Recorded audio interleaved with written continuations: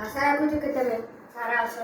આજે આપણે જોવાનું છે ધોરણ 7 ચેપ્ટર 4 સાદા સમીકરણ, જેનો સ્વાધ્યાય 4.1 માં દાખલા નંબર 5 અને એ પહેલા તમે જો આના આગળના 3 ચેપ્ટર અને આના આગળના 4 દાખલાઓની વિડીયો ન જોઈ હોય તો અમારી ચેનલ પર જઈને જોઈ શકો છો. તો પાંચમા દાખલામાં એવું કહ્યું છે કે નીચે આપેલ સમીકરણને વિધાન સ્વરૂપે લખો. આગળનો જે ચોથો દાખલો હતો તેમાં આપણને કહ્યું હતું કે નીચે આપેલ વિધાનને સમીકરણ સ્વરૂપે લખો. તો આ દાખલામાં કહ્યું છે કે સમીકરણને વિધાન સ્વરૂપે લખવાનું છે. તો ચાલો લખીએ. તો પહેલા જે સમીકરણ કહ્યું છે કે p + 4 = 15. તો અહીંયા એવું થશે કે p માં 4 ઉમેરતા 15 મળે. હવે બીજું સમીકરણ તેમાં કહ્યું છે x - 7 = 3. Sorry, m - 7 = 3. તો જ્યારે પણ માઈનસ એટલે કે બાદબાકી કરવાનું આવે છે ત્યારે આપણે માંથીનો ઉપયોગ કરવાનો છે. m માંથી 7 બાદ કરતા 3 મળે. હવે ત્રીજું સમીકરણ જોઈએ કે 2m = 7. તો આપણે વિદ્યાર્થી મિત્રો જોયું હતું કે a ના 10 ગણા 13 છે, a ના 10 ગણા 70 છે. તો તેમાં આપણે લખ્યું હતું 10a = 70. જો આ આવું જ છે કે 2m = 7 એટલે કે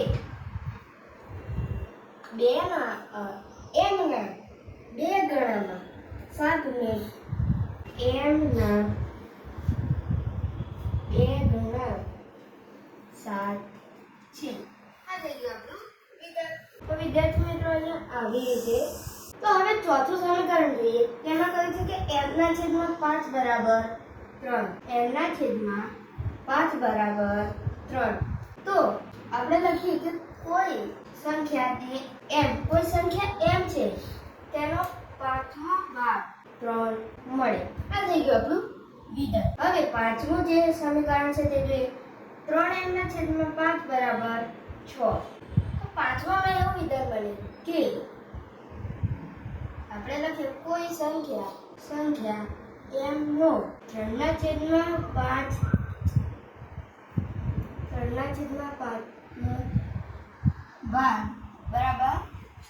મળે. આ થઈ ગયું આપણું વિધાન કે કોઈ સંખ્યા m ને 3/m નો 3/5 ભાગ 6 મળે. આ થઈ ગયું આપણું વિધાન. હવે છઠ્ઠું સમીકરણ જોઈએ. 3p + 4 = 25.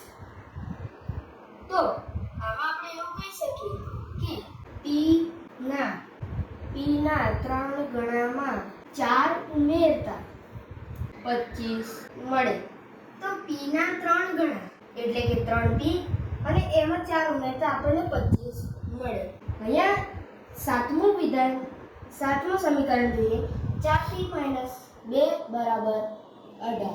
તો હવે અહીંયા પણ આવું જ વિધાન બનશે કે અહીંયા કોઈ સંખ્યા p ના 3 ગણા હતા તો અહીંયા કોઈ સંખ્યા p ના 4 ગણામાંથી 2 બાદ કરતા 18 મળે તેવું વિધાન બનશે. તો લખીએ કોઈ સંખ્યા p ના 4 ગણામાંથી 2 બાદ કરતા 18 મળે. તો હવે આઠમું વિધાન જોઈએ કે p ના છેદમાં 2 વત્તા 2 = 8. તો અહીંયા કંઈક આવું બને. p નો અડધો ભાગ બરાબર થાય 1/2. તો અહીંયા આપણે લખી શકીએ કે કોઈ સંખ્યા p નો અડધા ભાગમાં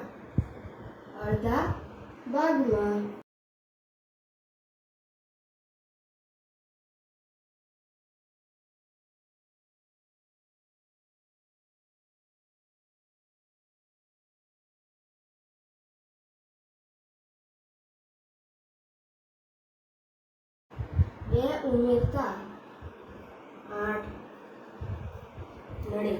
તો આ થઈ ગયો આપણો દાખલા નંબર 5. આના પછી દાખલા નંબર 6 રહે છે તે આપણે આગળની વિડીયોમાં ગણવાના છીએ. તેના પછી આપણે સ્વાધ્યાય 4.1 પૂરું થઈ જશે. તો વિદ્યાર્થી મિત્રો અહીંયા થોડો બદલાવ થશે. જે વિદ્યાર્થી તેમને કે p અને 4 નો સરવાળો 15 છે. આપણે એવું લખ્યું હતું કે p માં 4 ઉમેરતા 15 મળે. પરંતુ અહીંયા એવું આવે કે p અને 4 નો સરવાળો 15 છે. અને અહીંયા કોઈ સંખ્યા m નો પાંચમો ભાગ 3 મળે એવું લખ્યું હતું, પરંતુ અહીંયા આવશે છે. અને અહીંયા પણ મળે લખ્યું હતું, તો અહીંયા પણ આવશે છે. તો મળીએ છીએ આગળની વિડીયોમાં દાખલા નંબર 6 ની વિડીયો સાથે. તો આ જે વિધાન છે તે તમે